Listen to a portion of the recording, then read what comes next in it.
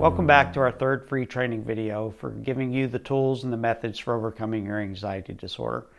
My name is Chuck Pope. I'm with Life Beyond Limits.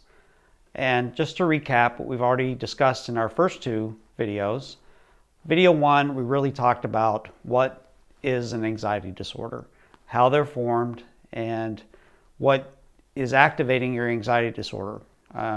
So we talked about no matter which anxiety disorder within the spectrum that you may be suffering from, the underlying cause is really what we're addressing here in this program. And that underlying cause we talked about is our thoughts and our beliefs. You know, our thoughts are the trigger that begin the entire process that lead us into experiencing anxiety. And our thoughts, and when they're mixed with our beliefs that we formed when we were at a young age, and we've deemed something scary, and we have a thought about that scary situation or circumstance, it activates our fight or flight response within our body, and we begin to flood ourselves with adrenaline. And it's the effects of that adrenaline, the physical changes that are taking place in our body as a result of that adrenaline, that causes us to feel this anxiety that we're trying to deal with and overcome as part of this program. So that's what we had talked about in video one. Video two, we gave you some tools. We talked about thought stoppage, how to begin to tune into those thoughts. And two of our biggest culprits are our what if thoughts and our what people think thoughts. So beginning to tune into that process and be able to stop it when it takes place, to catch ourselves each and every time we have a what if or a what people think thought, and catch it before it becomes a cascade of thoughts. We had talked about each time you have one of these thoughts, you're going to get that dose of adrenaline. And if you have one dose of adrenaline, the effect of that is not that significant. But if you're getting multiple doses of adrenaline, the effect can be pretty significant. So being able to tune into those thoughts, being able to stop them before it becomes a cascade and you flood your entire body full of adrenaline, and then you wind up having a panic attack in an emergency room, or you avoid situations that you would like to take part of. So that's really what we talked about in videos 1 and 2. So today we're going to continue forward, and we're going to talk about basically desensitizing ourselves to adrenaline. We're talking about, in this video, bringing our overall level of anxiety down. So when we get into situations or circumstances, we're entering into those situations maybe at a level 1 or level 2 of anxiety, and then we'll use our tools, and we won't go spike up to a level 7 or 8 or even higher. So that's what we're going to talk about today, is desensitization. I want to talk about two different ways that we're going to begin to desensitize ourselves to anxiety. The first way is through diet and exercise, and also reducing the number of stimulants that we take into our body. Exercise is a huge component of overcoming your anxiety. Beginning an exercise program, because that actually burns up excess adrenaline that's inside your body. So again, we're trying to lower the overall amount of anxiety that we have, and exercise is a huge component in doing that. And it can be something simple as just taking a 20-minute walk, just a simple walk, and again, that begins to create endorphins in our body. It burns up the adrenaline in our body, and it has a huge impact on our overall feeling and well-being. So exercise is a huge component and helps to desensitize ourselves to our anxiety disorders.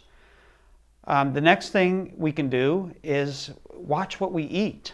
If we're getting large swings in sugar through what we're eating, that can also feel to our body like an anxiety attack, like we've just gotten a shot of adrenaline. If our blood sugar goes really low, we begin to get shaky. Some other physical changes begin to happen in our body, and the next thing you're thinking to yourself, oh my gosh, here we go again. I'm having another anxiety or panic attack. And then those thoughts at that point begin to actually facilitate a panic attack. You're feeling these swings from your blood sugar dropping, are these highs and these lows with our diet can actually feel very, very similar to a anxiety or panic attack coming on. So again, watching what you eat, getting on a healthy diet is another way, and keeping that blood sugar, level, and you don't experience these wide swings, and your body doesn't, think that it's actually having an anxiety or panic attack and cause you to actually have an anxiety or panic attack. Stimulants do the same thing. If you're drinking a lot of coffee, or maybe you're using some type of illicit drug or something like that, it's causing your heart rate to increase. Well, again, all of a sudden you're feeling an increase in your heart rate, and you're thinking to yourself, oh my gosh, here I go again. And that thought, oh my gosh, here I go again, gives you a dose of adrenaline. And then one thought after another thought, more adrenaline, and you begin to experience a panic attack or, extreme anxiety. Those three things right there can go a long way to helping you overcome your anxiety. Starting an exercise program, again, doesn't have to be anything intense, just a walk each and every day, 20 minutes, something you can begin right now. Watching what you eat, trying to keep and maintain your blood sugar levels at a point where you don't experience these real drops in blood sugar, and that your body perceives now that you're having anxiety or a panic attack that actually leads to one. And then lastly, watching the stimulants that you put into your body, caffeine, anything like that can actually, to you or your body, feel like you're experiencing anxiety, which again, if you don't pay attention to that, could actually lead to you experiencing an anxiety attack. So that's the first method of beginning to desensitize yourself. Now, the next method that I'm going to talk about, and this is a method that is going to actually allow you in a very safe way to begin to address any fear, phobia, anxiety that you're wanting to overcome. Now, have you ever gone into a swimming pool that was a little bit cold? And, over time, being in that pool, you get acclimated to it.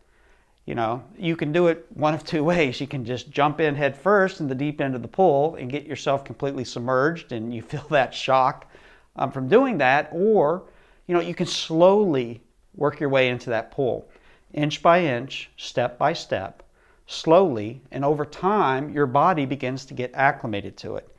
Well, that's another method that we're going to begin to use to desensitize ourselves to our anxiety. And we're going to do that through the use of hierarchies. And hierarchies is just a process of taking steps. I talked about acclimating yourself in a swimming pool and gradually acclimating yourself. And that's what a hierarchy is. It's a series of steps. So here's what we're going to use to begin to break down any fears, phobias that we have. We're going to do it step by step, and we're going to slowly, safely acclimate ourselves before we ever move on to the next step.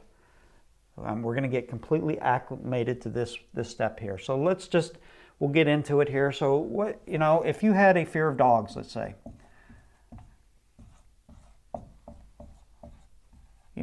at the top of your hierarchy ladder, and that's what this is called, at the top of your hierarchy ladder, I want you to write what you're trying to overcome. So in this case, it's a fear of dogs. So what I want you to do is to write in at the top of the ladder what would indicate to you that you have successfully accomplished or overcome that thing, what you're trying to address here. So let's take the example of fear of dogs. And for you, let's just say that attending a dog show, if you were able to attend a dog show without anxiety, without experiencing the effects of anxiety, if you were able to attend a dog show with hundreds of dogs around you, you at that point would claim to yourself that you have successfully overcome this phobia. And that's what I want you to write at the very top of your ladder. So attend dog show. So that's what we're going to write. And don't worry, we're just creating a list here. So don't get anxious about creating a list. You may never even do this, and we don't have to worry about doing this at this point in time. All we're doing is creating a list. So remember, stay present, stay in the now. Don't worry about attending the dog show. We're not there yet. We're going to slowly, safely acclimate ourselves here. So But what I want you to do is to begin to create this list. And right in here at the very top, again, what would it be that if you achieved and accomplished this, you would be completely over whatever you're trying to address. Now at the very bottom here, and usually this is a 10-step process, so forgive me, I didn't have the room to write 10 steps, but at the very bottom is what is something you could do today, right now. Maybe it's look at a picture of a dog. So let's just put that down. Look at a picture of a dog.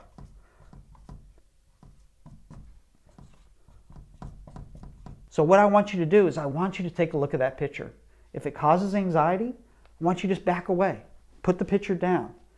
Rest, recover, relax, breathe, use your tools.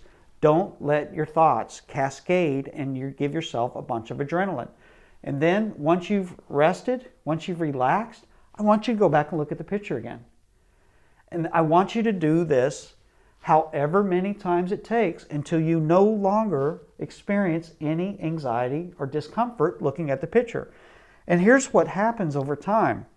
You know, if you look at a picture of a dog and that causes you anxiety and you rest, recover, you use your tools and you go back and you look at it a second time. And then you go back and you look at it a third time and a fourth time. And maybe it takes 500 times until this no longer causes you any anxiety. And at that point is when you move up to the next step on the ladder. If you take it step by step and you slowly acclimate yourself to each and every step before moving on to the next, you know, eventually you will get up to this point here. You know, if you've already, maybe on step 9 for you is holding a dog. You know, something you can't currently do right now, something when you're down here you couldn't even imagine being able to do. But let's say that you've safely desensitized yourself to all these steps going up to this, and now you're at this level here, and that you can hold a dog without any discomfort whatsoever. It causes you no anxiety at all at this level because you desensitize yourself each and every way. You become acclimated each and every step all the way up to this point. Well, going from here to here is just one more step. So this is how we are going to begin to desensitize ourselves in a slow and safe manner to acclimate ourselves at each and every step before we move on to the next one to overcome an anxiety. And this can be used for anything. You know, putting yourself in a social situation. If you're experiencing, you know, some obsessive thoughts, you know, having to lock or close the door multiple times. You know, you can use this for anything that you're trying to accomplish or overcome in a slow and safe manner. Another way that you can begin to do this after you've created your list is an even safer way is to do it in your imagination. You can go someplace, you can sit quietly, and you can imagine taking each and every one of these steps. And doing each and every one of these steps in your imagination before you actually go out and begin to do this in real life, it's like rehearsing. You rehearse going through these steps, and you successfully rehearse going through each and every one of these steps in your imagination before you ever go out and experience it in real life. And by the time you've achieved, you know, being able to do this in your imagination very successfully without anxiety, and you move on to doing it in your real life, it's like you've already been there. You've already done it. And again, your overall level of anxiety is down because you've already seen yourself doing it so many times successfully in your imagination. Another very important tool to use is to reward yourself. Each and every step that you take, each and every time you're able to achieve something you weren't able to achieve before, that's a victory. And each and every victory needs to be celebrated. Because again, we're changing your belief filter here.